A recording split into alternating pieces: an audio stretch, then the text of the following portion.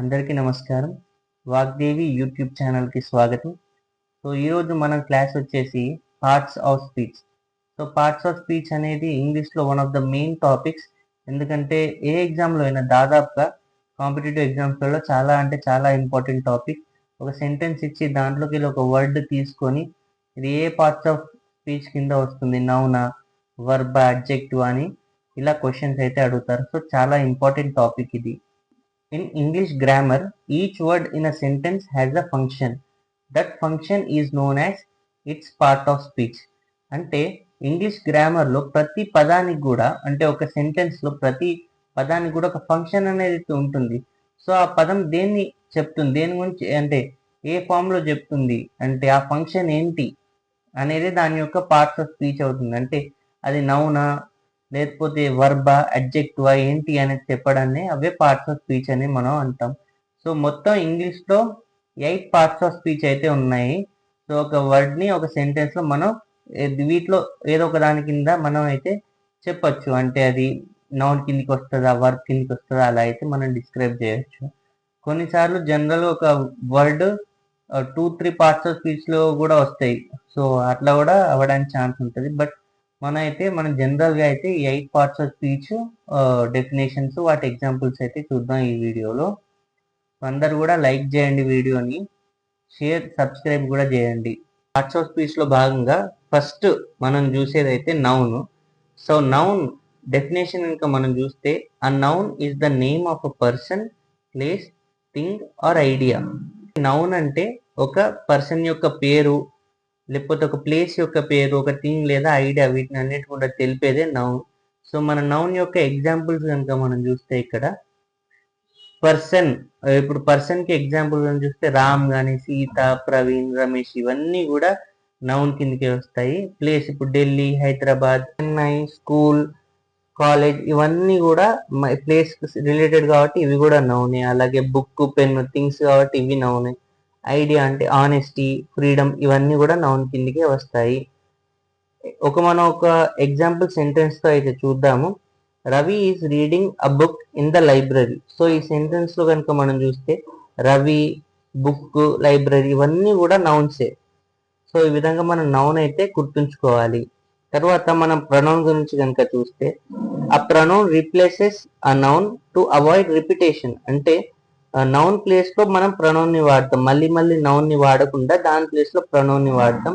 Examples కనుక మనం చూస్తే I, he, she, it, we, they, you ఇవన్నీ కూడా ప్రొనౌన్ యొక్క ఎగ్జాంపుల్స్. మనం ఒక ఎగ్జాంపుల్ సెంటెన్స్ చూస్తే ఈజీగా అర్థం అవుతుంది. ఎగ్జాంపుల్ సెంటెన్స్ వచ్చేసి Sita is a good girl, she studies well. ఇక్కడ సీత మంచి అమ్మాయి, తను మంచిగా చదువుతుంది. అట్లా అంటే మళ్ళీ ఇక్కడ మనం she is a pronoun used instead of repeating Sita. మళ్ళీ ఇక్కడ మనం సీత అని వాడలేదు కదా. Sita is a good girl, Sita studies well అనలేదు. Sita is a good girl, she studies well. Sita place లో షీ అని వాడడం. నౌన్ ప్లేస్ లో మనం ఏదైతే వాడతామో దాన్ని ప్రొనౌన్ అంటారు. అంటే రిపిటేషన్ అవ్వకుండా నౌన్ ని మనం ప్రొనౌన్ షీ అట్లా వాడతాం. జనరల్ గర్ల్స్ కి అయితే షీ అని, బాయ్స్ కి హీ అని, వస్తువుకి ఇట్ అలా కూడా మనం వాడచ్చు. వర్బ్ కనుక మనం చూస్తే a verb expresses an action. A verb expresses an action or a state of being. అంటే ఒక పనిని ఎక్స్ప్రెస్ చేస్తే ఆ స్టేట్ ఆఫ్ బీయింగ్ ని వర్బ్ అని అయితే ఎక్స్ప్రెస్ అయితే చేస్తుంది. ఎగ్జాంపుల్స్ వచ్చేసి run, eat, sleep, is, are, was etcetera. ఇవన్నీ కూడా రన్, ఈట్, స్లీప్ ఇవన్నీ కూడా మెయిన్ వర్బ్స్ అంటారు. అంటే ఉరకడం, తినడం, ఇప్పుడు స్లీప్ అంటే పడుకోవడం అనేది. ఈజ్, ఆర్, వాజ్ అని హెల్పింగ్ వర్బ్స్ అనేది అంటారు. ఇక్కడ మన ఎగ్జాంపుల్ సెంటెన్స్ లో కనుక చూస్తే దే ఆర్ ప్లేయింగ్ క్రికెట్. ఇక్కడ are playing is the verb, it shows action. Are playing అనేది యాక్షన్ ని సూచిస్తుంది. ఆర్ అంటే హెల్పింగ్ వర్బ్, ఇక్కడ ప్లేయింగ్ ఆడుతున్నారు కదా. అదైతే మెయిన్ వర్బ్. ఆడడాన్ని చూపిస్తుంది కాబట్టి వీటిని అయితే వర్బ్ అని అయితే అంటాం. తర్వాత మనం ఇక్కడ అడ్జెక్టివ్ గురించి కనుక చూస్తే an adjective describes or modifies a noun or pronoun. అంటే అడ్జెక్టివ్ నౌన్ ని గురించి కానీ ప్రొనౌన్ ని కానీ డిస్క్రైబ్ చేస్తుంది ఆర్ మాడిఫై చేస్తుంది. మన ఎగ్జాంపుల్ చూస్తే మీకు అర్థమవుతుంది. ఇక్కడ tall, red, beautiful, big, 5 etcetera ఇవన్నీ కూడా అడ్జెక్టివ్సే. ఇక్కడ ఒక ఎగ్జాంపుల్ సెంటెన్స్ చూద్దాం మనం. He has a red bicycle అంటే ఇక్కడ బైసైకిల్ అంటే నౌన్ కదా. సో ఈ నౌన్ గురించి డిస్క్రైబ్ చేయడం నౌన్ ని. అంటే బైసైకిల్ ఎలా ఉంది అంటే రెడ్, అంటే రెడ్ కలర్ లో ఉంది కదా. సో అట్లా red is the adjective describing the bicycle. ఈ నౌన్ ని కానివ్వండి ప్రొనౌన్ ని కానివ్వండి వాటిని డిస్క్రైబ్ చేయడం. ఇప్పుడు ఫ్లవర్ అంటే నౌను. సో బ్యూటిఫుల్ ఫ్లవర్ అంటే ఏ అంటే ఆర్టికల్, బ్యూటిఫుల్ అంటే అడ్జెక్టివ్ అన్నట్టు. ఫ్లవర్ అంటే నౌన్. సో ఈ ఫ్లవర్ ని డిస్క్రైబ్ చేస్తుంది కదా. ఈ డిస్క్రైబ్ చేసే బ్యూటిఫుల్ కానివ్వండి, రెడ్, బిగ్, 5 ఇవన్నీ కూడా అడ్జెక్టివ్స్. తర్వాత అడ్వర్బ్ గురించి కనుక మనం చూస్తే ఇక్కడ an adverb describes a verb, adjective, another adverb. అంటే అడ్వర్బ్ ఒక వర్బ్ ని, అడ్జెక్టివ్ లేదా ఇంకొక అడ్వర్బ్ ని డిస్క్రైబ్ అయితే చేస్తుంది. It tells how, when, where or what or to what extent ఇవన్నీ కూడా చెప్తుంది. మనం ఒకసారి చూద్దాం example. Quickly, very, now, silently, here etcetera. అంటే ఒక ఎగ్జాంపుల్ సెంటెన్స్ ద్వారా మనం చూస్తే షీ స్పీక్స్ పొలైట్లీ అంటే ఇప్పుడు షీ అనేది ప్రొనౌన్ మనకు తెలుసు. స్పీక్స్ అంటే మాట్లాడడం కాబట్టి వర్బు, ఒక పని జరుగుతుంది కాబట్టి. కానీ ఎలా మాట్లాడుతుంది, ఎలా మాట్లాడుతుంది తను? పొలైట్లీ అంటే పొలైట్ గా మాట్లాడుతుంది. ఇక్కడ politely is the adverb. It tells how she speaks. మనం అనుకున్నాం కదా ఒక వర్బ్ ని లేదా అడ్జెక్టివ్ ని ఇంకొక అడ్వర్బ్ ని డిస్క్రైబ్ చేస్తుందని. సో ఇక్కడ స్పీకింగ్ అనేది వర్బ్, ఆ వర్బ్ ని డిస్క్రైబ్ చేస్తుంది. తను మాట్లాడుతుంది, కానీ ఎలా మాట్లాడుతుంది? పొలైట్ గా. సో అంటే పొలైట్లీ అనేది అడ్వర్బ్. తర్వాత ప్రిపోజిషన్. ఆ preposition shows the relationship between a noun or pronoun and other words in the sentence, especially place, time, direction. అంటే ప్రిపోజిషన్ ఏం చేస్తాయంటే ఒక నౌన్ కి ప్రొనౌన్ కి, అంటే నౌన్ లేదా ప్రొనౌన్ కి ఇంకా మిగతా వర్డ్స్ ఉంటాయి కదా ఒక సెంటెన్స్ లో, వాటికి మధ్యన ఒక రిలేషన్షిప్ అయితే చెప్తుంది. ఎస్పెషల్లీ ఒక ప్లేస్, టైం, డైరెక్షన్ గురించి. మీకు ఒక ఎగ్జాంపుల్ చెప్తాను. ఫస్ట్ ఎగ్జాంపుల్స్ కనుక చూస్తే in, on, at, by, under, behind ఇవన్నీ కూడా ఎగ్జాంపుల్స్. ఇంకా ఎక్సెట్రా చాలా ఉంటాయి. సో ఇక్కడ ఎగ్జాంపుల్ సెంటెన్స్ ద్వారా మనం తెలుసుకుందాం. The cat is under the table.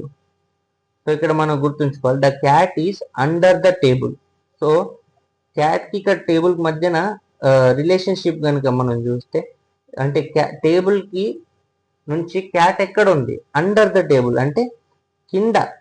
Okay, table కింద క్యాట్ ఉంది అని చెప్పడం. సో ఈ రిలేషన్షిప్ ని గురించి చెప్పడం కాబట్టి the cat is under the table. ఎక్కడుంది? పిల్లి అంటే అండర్ ద టేబుల్. సో ఈ అండర్ అనేది shows the place of the cat. ఈ క్యాట్ ఎక్కడుందో చెప్తుంది కాబట్టి సో దీన్ని ప్రిపోజిషన్ అని అంటాం. ఇవే కాకుండా ఇన్, ఆన్, ఎట్ ఇవన్నీ కూడా ప్రిపోజిషన్స్. కంజంక్షన్ గురించి మనం చూస్తే ఆ conjunction connects words, phrases or clauses. So connection చేయడం వాటిని కంజంక్షన్స్ అంటారు. వర్డ్స్ ని కనెక్ట్ చేయడం కానీ, ఫ్రేజెస్ ని కానీ, క్లాజెస్ ని కానీ. సో ఎగ్జాంపుల్స్ కనుక మనం చూస్తే and, but, or, because, so etcetera ఇవన్నీ కూడా కంజంక్షన్సే. ఒకసారి మనం ఎగ్జాంపుల్ సెంటెన్స్ కనుక చూస్తే I like tea and coffee. అంటే నాకు టీ మరియు కాఫీ ఇష్టం. సో ఈ టీని కనెక్ట్, ఇప్పుడు and joints tea and coffee, టీని కాఫీని కలుపుతుంది కదా, సో కనెక్ట్ చేస్తుంది కదా. సో అందుకే దీన్ని కంజంక్షన్ అంటారు. సో కొందరు I like tea but I do not like coffee అంటారు. సో ఇక్కడ బట్ అంటే నాకు టీ ఇష్టం కానీ కాఫీ ఇష్టం లేదు. సో ఈ కానీ అనేది కలుపుతుంది ఇక్కడ ఒక వర్డ్స్ ని. సో ఈ వర్డ్స్ ని, ఫ్రేజెస్ ని, క్లాసెస్ కానీ వీటిని కలుపుతుంది కాబట్టి వీటిని కంజంక్షన్ అని అయితే అంటాం. బికాస్ కావచ్చు, ఆర్, అండ్, బట్ ఇవన్నీ కూడా. తర్వాత ఇంటర్జెక్షన్ కనుక మనం చూస్తే and interjection expresses a sudden feeling or emotion. Sudden గా ఒక వచ్చే ఫీలింగ్ కానీ ఒక ఎమోషన్ కానీ ఎక్స్ప్రెస్ చేస్తుంది ఇంటర్జెక్షన్. ఎగ్జాంపుల్స్ కనుక మనం చూస్తే ఓ, వావ్, హురే, అలాస్, ఔచ్ ఇవన్నీ కూడా ఇంటర్జెక్షన్. మీరు ఇక్కడ గమనిస్తే ఆశ్చర్యార్థక సింబల్ ఉంటుంది కదా, ఎక్స్క్లమేషన్ మార్క్ అని అయితే వీటితో పాటు వస్తుంది. ఎందుకంటే సడన్ ఫీలింగ్ కదా, అది సడన్ ఎమోషన్ కాబట్టి అట్లా రిప్రజెంట్ చేస్తాం. ఇక్కడ ఎగ్జాంపుల్ సెంటెన్స్ కనుక మనం చూస్తే wow that's a beautiful painting. అంటే పెయింటింగ్ అనేది చాలా బ్యూటిఫుల్ గా ఉంది కాబట్టి వావ్ అనేది ఒక వావ్ ఎక్స్ప్రెసెస్ సడన్ సర్ప్రైజ్ కదా. అంటే పెయింటింగ్ చూడగానే వావ్ అనే ఒక ఫీలింగ్ వచ్చింది, సడన్ ఫీలింగ్ ఇది వచ్చింది కాబట్టి మనం వీటిని ఇంటర్జెక్షన్ అని అయితే అంటాము. సో ఇది పార్ట్స్ ఆఫ్ స్పీచ్ గురించి 8 పార్ట్స్ ఆఫ్ స్పీచ్ గురించి కూడా ఎక్స్ప్లెయిన్ చేశాను. సో ప్రతి ఒక్కరు కూడా వీడియో చూడండి, ఎండ్ దాకా చూడండి, లైక్ చేయండి వీడియోని. అలాగే ఇంకా ప్రిపేర్ అయ్యే వాళ్ళకు కూడా షేర్ చేయండి. సబ్స్క్రైబ్ చేసుకోండి ఛానల్ని. ఇంకా మంచి మంచి టాపిక్స్ అన్ని ఇంపార్టెంట్ టాపిక్స్ అన్ని కూడా వీడియోస్ చేస్తాను. Thank you.